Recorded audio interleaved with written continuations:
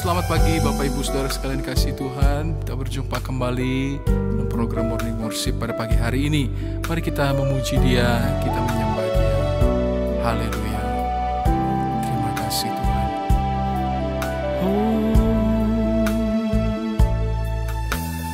Ku tak membawa apapun juga saat ku datang ke dunia. Ku tinggal semua pada akhirnya saat ku kembali ke surga. Inilah yang ku punya, hati sebagai hamba yang mau taat dan setia padamu Bapa. Kemana kan ku bawa hati yang menyembah dalam roh dan kebenaran sampai selamanya.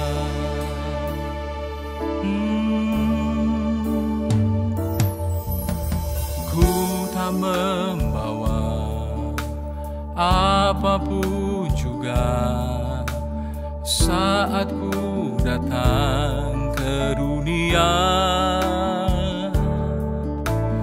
Ku tinggal semua pada akhirnya saat ku kembali ke surga. Oh, inilah yang ku punya, hati sebagai hamba yang mau taat dan setia padamu Bapa. Kemana kan ku bawa hati yang menyembah dalam roh dan kebenaran sampai selamanya. Bagaimana ku membalas kasih-Mu? Segala yang ku punya itu milik-Mu, itu milik-Mu.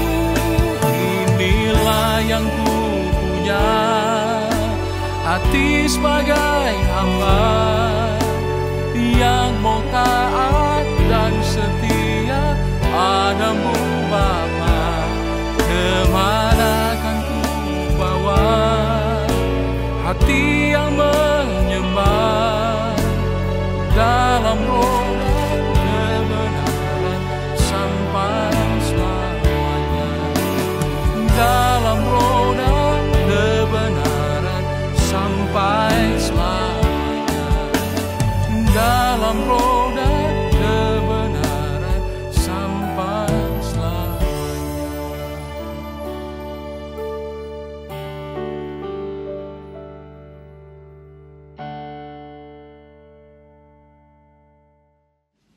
Selamat pagi Bapak Ibu Saudara sekalian Tuhan. Salam sejahtera bagi kita semua, terutama kepada jemaat Sion Altar yang saya kasih, dan bagi semua pendengar dimanapun kita berada. Saya yakin dan percaya kita selalu dalam penyertaan Tuhan dan pelindungan Tuhan. Di pagi ini kita akan sama-sama belajar kebenaran firman Tuhan yang saya berikan judul yaitu hidup yang mempermuliakan nama Tuhan. Saya ambil di dalam Matius 5 ayat yang ke-16.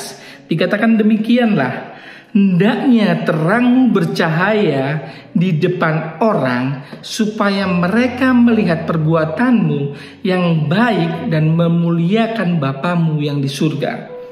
Bapak Ibu Saudara yang sekalian Tuhan, ayat ini sering kita dengar, ayat ini sering kita baca mungkin ya. Setiap orang yang telah menerima Yesus sebagai Tuhan dan Juru Selamatnya, artinya wajib memiliki kehidupan yang menurut firman Tuhan, yang selaras dengan ajaran dan nilai-nilai kebenaran yang Tuhan Yesus ajarkan. Di dalam 1 Yohanes 2 ayat yang ke-6 juga dikatakan, barang siapa mengatakan bahwa ia ada di dalam Dia, ia wajib hidup sama seperti Yesus telah hidup. Artinya hidup kita harus memancarkan kasih Tuhan. Hidup kita harus mencontohkan kasih Kristus dalam kehidupan kita. Untuk hidup seperti Kristus ada harga yang harus dibayar. Ada sebuah harga yang harus kita bayar. Akan tetapi tidak mustahil bagi orang yang hidup seperti Kristus. Orang yang mau hidup turut dengan maunya Tuhan Yesus Kristus. Di dalam Yohanes 16 ayat 13 juga dikatakan, tetapi apabila ia datang, yaitu Roh kebenaran, ia akan memimpin kita ke dalam seluruh kebenaran. Sebab ia tidak akan berkata-kata dari dirinya sendiri, tetapi segala sesuatu yang didengarnya itulah yang akan dikatakan, dan ia akan memberitahukan kepadamu hal-hal yang akan datang. Pentingnya kita mempunyai Roh Kudus, pentingnya kita dekat dengan Roh Kudus, supaya kita tahu apa sih kehendak Tuhan dalam kehidupan kita, apa yang akan kita lakukan, apa yang harus kita lakukan. Dan di dalam Yohanes 14 ayat ke-26, dialah yang akan mengajarkan kita segala sesuatu kepadamu dan akan mengingatkan kamu akan semua yang telah kukatakan kepadamu. Kita baca firman Tuhan harus setiap hari. Namun namanya manusia, kita punya daya ingat yang kecil, lupa.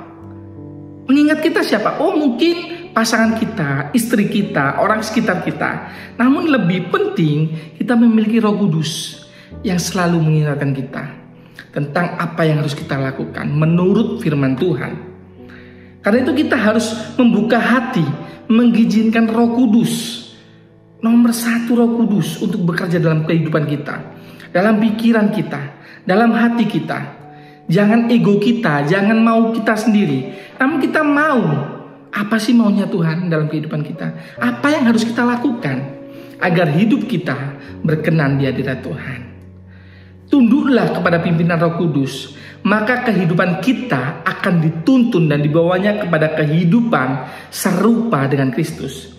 Saat hidup ini serupa dengan Kristus, Bapak Ibu Saudara Tuhan, saat itu pula kehidupan akan tampak bercahaya di tengah-tengah dunia ini, akan tampak bercahaya di tengah-tengah dunia yang gelap ini.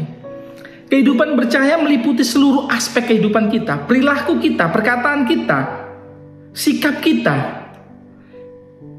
sehingga dunia bisa melihat Kristus dalam kita. Kalau orang Jawa bilang melaku sak melaku itu dilihat orang, melaku sak melaku itu disawang uang. Kita harus memancarkan kasih Kristus agar hidup kita menjadi berkat bagi sekeliling kita. Namun amat disesalkan sekali jika masih ada orang-orang yang disebut Kristen, pengikut Yesus, yang masih hidup menurut dunia, hidup yang masih dengan kebiasaan dunia. Di dalam Efesus 5 ayat ke-8 dikatakan, memang dahulu kamu adalah kegelapan, tetapi sekarang kamu adalah terang di dalam Tuhan. Sebab itu hiduplah sebagai anak-anak terang. Bapak Ibu Saudara Tuhan, saat kita mau mendekat pada Tuhan, saat kita mau meminta ampun kepada Tuhan, Tuhan akan mengampuni. Namun harus ada perubahan. Kita tidak boleh jatuh pada lubang yang sama. Saya tutup di dalam Amsal 4 ayat 18. Tetapi jalan orang benar itu seperti cahaya fajar yang kian bertambah terang sampai rembang tengah hari. Terima kasih Bapak Ibu Saudara sekalian Tuhan. Saya tutup dalam doa. Terima kasih Tuhan, biarlah firman menjadi rema dalam kehidupan kami. Ajar kami untuk menjadi berkat dimanapun kami berada Tuhan. Biarkanlah kasih-Mu memancar dalam kehidupan kami, dalam setiap langkah kehidupan kami, dalam pekerjaan kami, dalam usaha kami, dalam studi kami, apapun yang kami kerjakan, biarlah itu hanya memancarkan kasih-Mu saja Tuhan Yesus. Terima kasih, kami serahkan sepanjang hari ini. Kau yang memegang kendali kehidupan kami, Kau yang memegang masa depan kami. Kami alaskan semuanya hanya di dalam nama Tuhan Yesus Kristus. Haleluya, amin. Inilah yang ku punya, hati sebagai